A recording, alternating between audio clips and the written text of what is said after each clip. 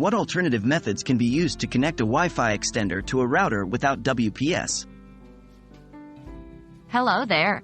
If you're looking to boost your Wi-Fi signal, you might be considering using a Wi-Fi extender. However, not all routers and extenders support WPS, Wi-Fi protected setup, so you might need an alternative method. In this video, we'll be going over how to connect a Wi-Fi extender to your router without using WPS. Let's dive in. Why might you need to connect without WPS?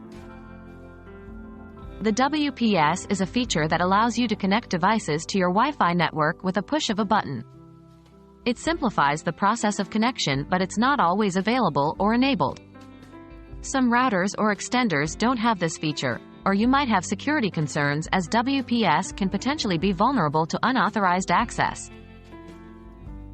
What will you need? Before you start, make sure you have the following items: your Wi-Fi extender, your Wi-Fi router, a device with an internet browser, like a laptop or smartphone, the credentials for your Wi-Fi network, SSID and password.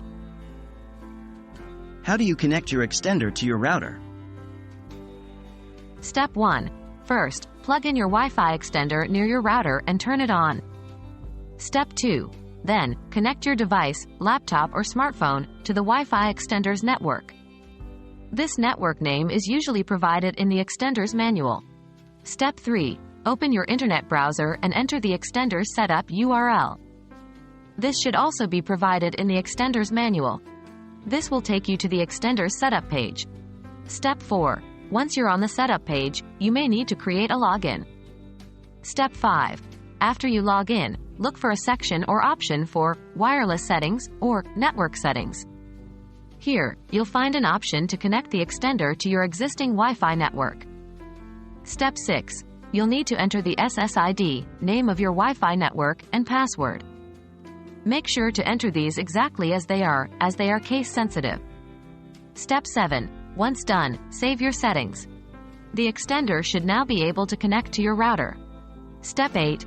Finally, unplug the extender and place it halfway between your router and the area you want to extend coverage to. Remember, the setup process can vary between different brands and models of Wi-Fi extenders. The steps provided are a general guide and may not apply exactly to your extender model. Always consult the extender's user manual or the manufacturer's website for model-specific instructions. And that's it. Now you know how to connect a Wi-Fi extender to your router without using WPS. This knowledge can come in handy, especially if you're dealing with devices that don't support WPS, or if you simply prefer not to use it. We hope this guide has been helpful and that you now feel confident to enhance your Wi-Fi coverage. Thank you for watching.